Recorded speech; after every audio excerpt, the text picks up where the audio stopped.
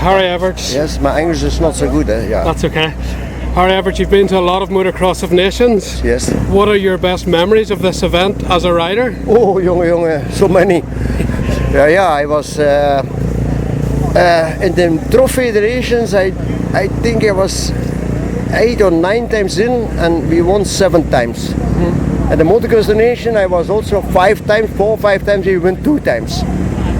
So my son, after he was coming, he went also many times, and now my grandson is coming, and that's already fantastic. And it must be amazing to have Liam now at the racing the Motocross of Nations for Belgium as well. And you've seen this whole sport from the sport started. Who stands out as the best riders you've ever seen race, or maybe raced against?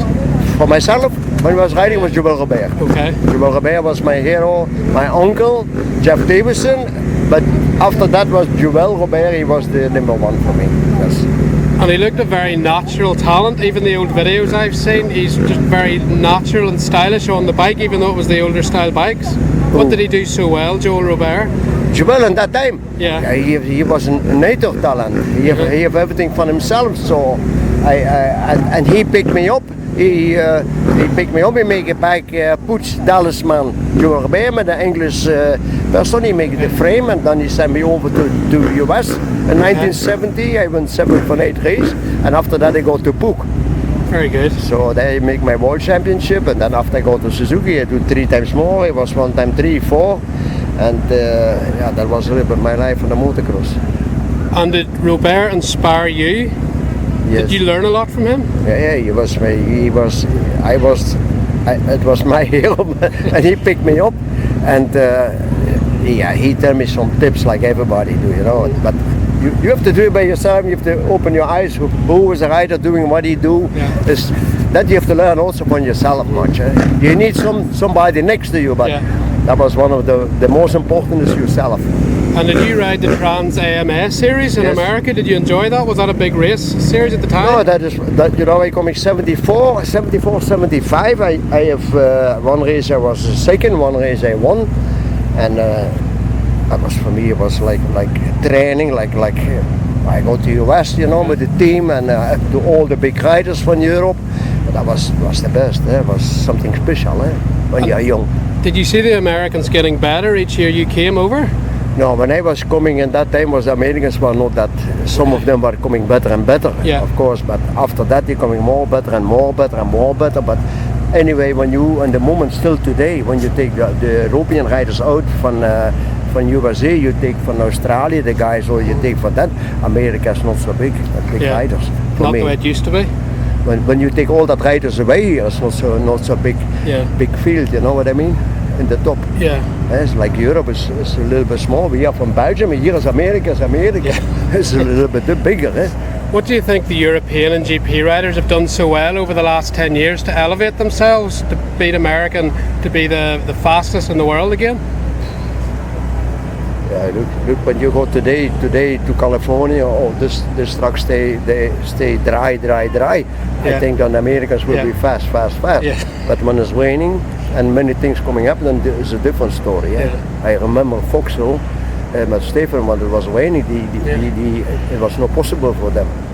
And also some years ago here, I was not here, was so much raining, and they also not win. Yeah. I think the French win. That is a problem not a problem for the US, but they don't like that so much.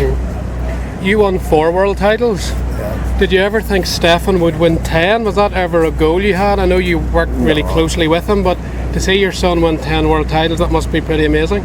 No, that you never think before. You want to be that your son coming, that he win the first Grand Prix, of course. That you want. That's already a winning thing, the first one. Then he coming like 1 more Grand Prix, winning 1 more. You're coming world champion. Then you think, oh, good, 1 more. He passed me. Wow, it was more better, you know. I wanted he do 20-time world champion. Then at the end it was 150 Grand Prix winning. Then he win the 3 races in 1 day, and then he win 100 Grand Prix, win 101. He coming 10 times a champion. So that is already something special. His riding style in America, more riders are starting to stand up now on the balls of their feet, but Stefan was doing that from he was a teenager in the 90s. Yes. Did you coach him to do that? Because his technique and balance was always perfect, and that's probably why he was able to win 10 titles? No, he do it by himself. It was like I was always standing up because of my polio. I was born with polio. Yeah. And I not want to use my leg. This is why I was standing so much over on the bike. When we have a mud race, I was already happy that it was mud because I always stand up. Okay. And then Stefan coming, and he do it by himself. So I never teach him to stand up. Okay, when Liam starts the first time on the bike, then he says, Stefan, hey, put him already direct a good position on the bike, you know, just because he was so easy riding, Stefan. And Liam, he do the same at the moment. Yeah. He's the same like Papa. And just on Liam, his progression in the last 2 years has been like that. Yes. He's now got a factory ride next year. Yes. You must be really excited to see how his progression has been and how fast he is at the minute. At the moment, yeah, when I see the days before when we were here, he was training, he was really good. And he have to be becoming more better, but I think he will be more better. He's not complete at the moment. He need to be some more technique, some place more. I think he need to be more strong himself. Okay. And then the technique coming by himself. And do you think he'll feel more pressure in the Red Bull KTM next year, or because he's lame and he's grown up with pressure, he'll be fine? No, the thing next year, you know, when you have a factory rider, the bike will be more like you are riding. You know what I mean? When you're riding, for example, much bottom power or another guy riding on top, you will get the bike a little bit more to you. When you're next to not in a real factory, they have a little bit different, but that is not a problem. That is not a real problem. He have to be slowly growing up like he do now and not go over the limit, and that's the most important. If you lined up all the greatest riders that you've seen, from Joel Robert to Stefan, maybe yourself, Ricky Carmichael, James Stewart, Caroli, Herlings, all these top guys, maybe, who do you think would win in a race or a championship? Who's the best of the best in your eyes from all the entire year? What I see before till now, of course it's my son, because it's my son, also my son, but he was a special good rider. Yeah. When you have 10 times world champion, you win 101 Grand Prix. You know, he stopped when he was a world champion, not forget. Yeah. In Metalibase, when I see the motocross the nation, he want to stop and said, I say, why you stop? He can be one time more. Yeah. Or win more, 100%, but he stopped like a real world champion. He always talked about you were hard on him because you saw his talent. Yeah. Was that difficult for you? No, it has nothing to do with talent. Okay. No, 100% not to do with talent. Was it the mind then you were working on? It's a little bit like, you know, when I was start riding, we have nothing at home. Okay. And I have to do everything by myself with some help from other people. And you know, I was born with polio, and that people make jokes with me when I was in the school because I was very bad leg have, and everything with my grandfather, my uncle, my family. I want to be a champion, and I get everything with my fingers, you know, myself. And I want to do when Stefan coming here, it's more easier. But I know I want that he have to do it like we have to do it, and that was the talent. That was not the talent. That was he have the talent for himself. Yeah. At the moment. But to make him hard, that's a different thing. You can have talent and you can be nothing. You know what I mean? You can be the best rider here, and you're not training, you will be never a champion. Yeah. Or you can have some people say, yeah, give me a factory bike, I will be champion. No, first you have to be ready for that. That is the difference for me. And that's what made him become the 10-time world champion, you feel? His mind and his heart and his dedication? Sorry, one time more? His mind and his dedication and his determination helped him become 10-time world champion as well as his ability? No, you know, when he coming to, for example, to Joel Robert, he was 50 times world champ, Joel Robert. He had 50 Grand Prix winning. And Stefan was coming to 40, maybe 45, you say, maybe 50, I will pass 50. And then it was 60, 70, 80, 90, 100. For me, it was like normal. And then we win again, he went again. Okay, good, we go home, Bob. The young generation, Jett Lawrence rides quite like Stefan on the pegs. I know Jett when he was coming to Belgium, I know him. I see the first time when I see Jett riding with a brother, I go direct to watch him and normal say, wow, that will be a new one. Same like Prado. Yeah, Prado's another one. The same, because he coming to my school when he was 12 years old. Okay. And I phoned direct to KTM because I work for KTM. Like, this guy we need. this guy we need, and we take direct Prado. There's Prado here today. There's the same guy.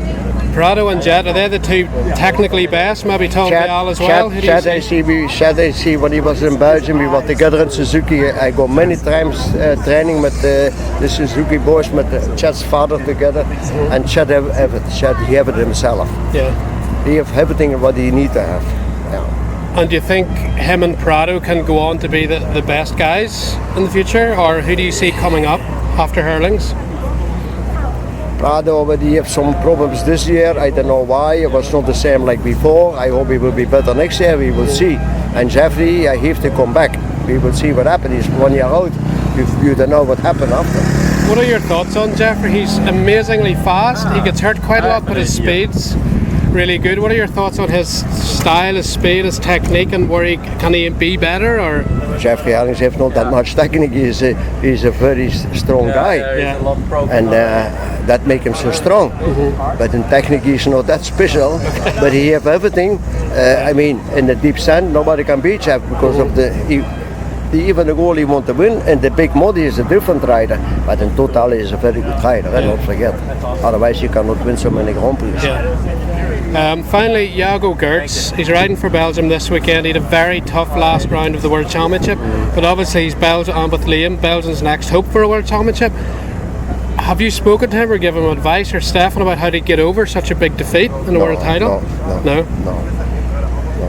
And do you think he can go on and still be world champion? Because he's got the speed, he's got all the talent. He have everything, yeah, but he also already this year he have everything, but he not finished it himself. Okay, you cannot change it back.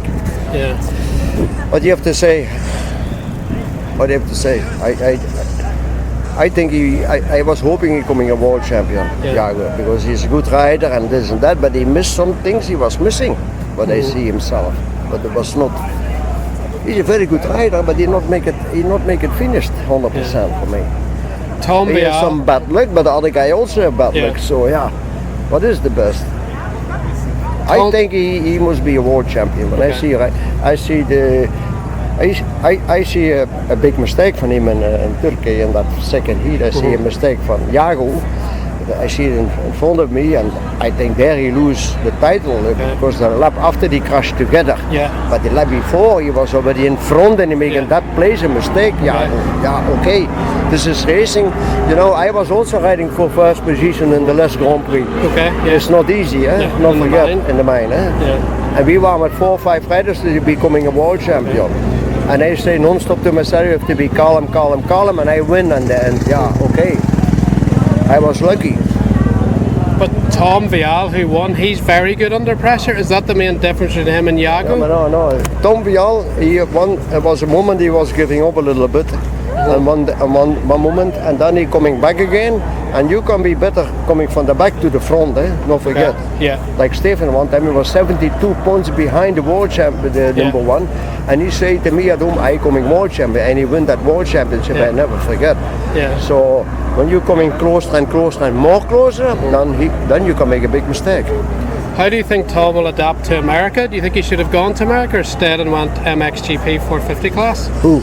Tom Vialle. No, he go to America. Do you think he'll do well there? Here? He will do well. Because he's a good supercross rider. I heard from in the past, so he will be good. And he's even winner mentality, the boy. That's good. Yeah. That's great, Harry. Thank you very much for your